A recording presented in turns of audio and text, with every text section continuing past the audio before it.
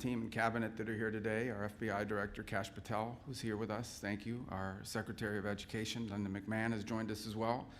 You'll hear shortly from Stephen Miller, the President's Deputy Chief of Staff and one of his top advisors on Homeland Security issues as well. And of course, our Secretary of Treasury, Scott Bessent, is here. But again, I want to thank all of you that are here today. I want to thank the whole team here at the State Department as well for putting this together.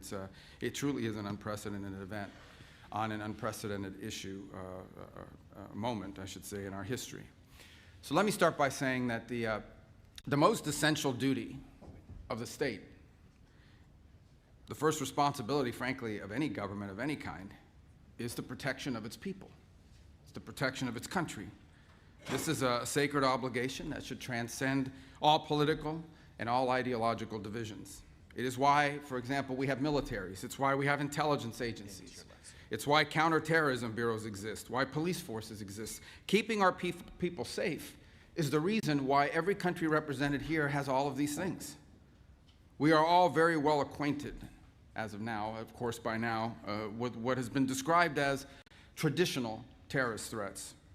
For 25 years, the term counterterrorism, at least in the West, has meant first and foremost the fight against radical Islamist extremism.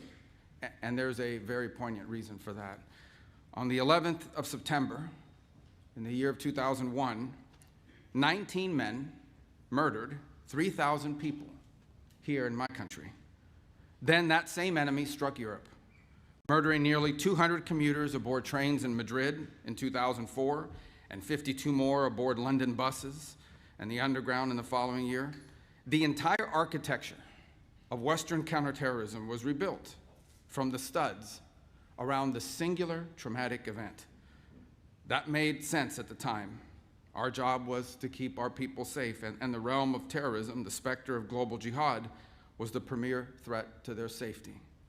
And so we went to work, and we assembled a global coalition, working with many of the friends that are represented here in this room today, and we destroyed the ISIS caliphate, we killed al-Baghdadi, and al-Zawahiri and bin Laden, and we built intelligence and law enforcement systems capable of anticipating and stopping attacks before the public even hears about them. Every country represented here today has disrupted a terrorist threat at some point emanating from this source.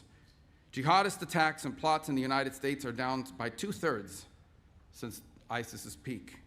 The number of people killed by jihadist terrorism in Europe dropped by roughly 97% from the year 2015 to the year 2024. In other words, to a very great extent, our counterterrorism strategy has worked. The threat has not disappeared, of course.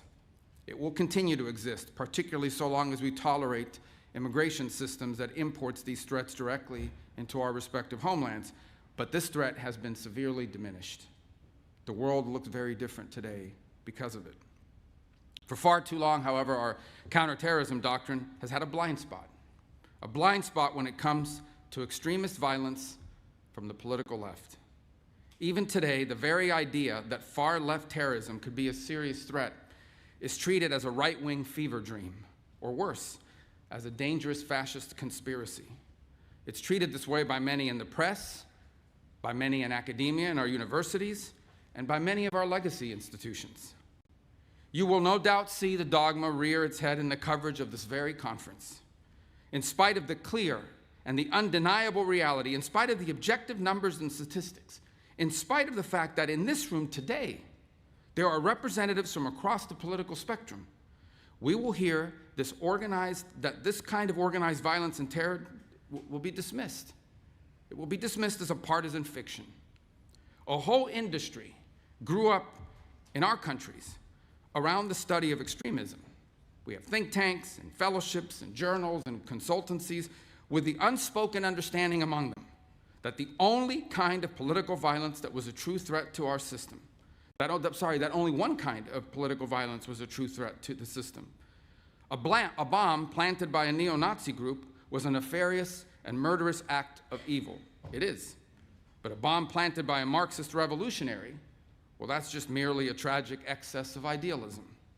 Perhaps its means were misplaced or overzealous, but its ends were virtuous and just. That's the implication of how they treat it. For years, this extraordinary ideological prejudice was embedded in the way we talked about political violence and extremism. It was repeated again and again until it was accepted as the neutral and objective baseline, so entrenched in the mainstream conventional wisdom that it came to be regarded as an apolitical fact. It is the reason why, here in my country, so many people in positions of power have repeatedly dismissed acts of violence and even terrorism as legitimate forms of political expression, so long as they served a left-wing cause. It is why during those so-called George Floyd riots in the summer of 2020, as criminals and extremists burned and looted their way through America's great cities and nearly brought the country to its knees, city governments all across the country simply refused to prosecute the people conducting these acts of violence and terror. It is the reason for the now infamous image, maybe you all recall this, of a news anchor from a very prominent agency, a news anchor standing in a neighborhood consumed in flames. Meanwhile, the chyron on the bottom read that the protests were mostly peaceful. This was something worse than a double standard. Left-wing violence was not just excused, it was treated as sacrosanct, a protected class unto itself. That era has to end. The coalition in this room today includes political leaders and experts and law enforcement officials from more than 60 countries across the world. You have come here from a wide range of governments, parties, and political persuasions. Some of your governments and ours disagree publicly. Sometimes we disagree sharply about trade, about energy, about immigration. You did not come here today because you have been persuaded on every single aspect of the American view of the world. You came here. You are here because 2 weeks ago, a 72-year-old woman was burned on over 80% of her body in her own home in Greece, and she died, executed by a firebomb because her daughter dared to stand for office. You are here today because for 5 days this winter, the lights went out in Berlin, the longest blackout in the city since the Second World War, sparked by an attack that left tens of thousands of households without power in the freezing cold and left an 83-year-old woman dead. You are here and you came because a month after that Berlin blackout, a French 23-year-old succumbed to traumatic brain injuries, beaten to death on the streets of Lyon by a group of far-left militant thugs. You are here because your political leaders are being attacked and stabbed and shot in your streets, because your businesses have been bombed, because your railways have been sabotaged, because your police officers have been beaten and burned. You are here because this is real, and it is getting worse, and it can no longer be denied, and it can no longer be ignored, because it is time to crush this evil forever. The simple fact is, none of this that I've just described is new. Far-left political terrorism is not a recent-day modern novelty. It is not a fiction manufactured by conservative politicians. For most of the modern era, it was in fact the dominant form of political violence. Every one of our friends here from the nations of the Western Hemisphere remember the decades of kidnappings and bombings and assassinations and executions, the violent terror of the Tupamaros, of the Monteseros, of the FARC, of the ELN. You remember the inhuman savagery of Peru's Shining Path, the Maoist fanatics who massacred the peasant villages of Peru, hacking pregnant women and newborn infants to death with axes and machetes.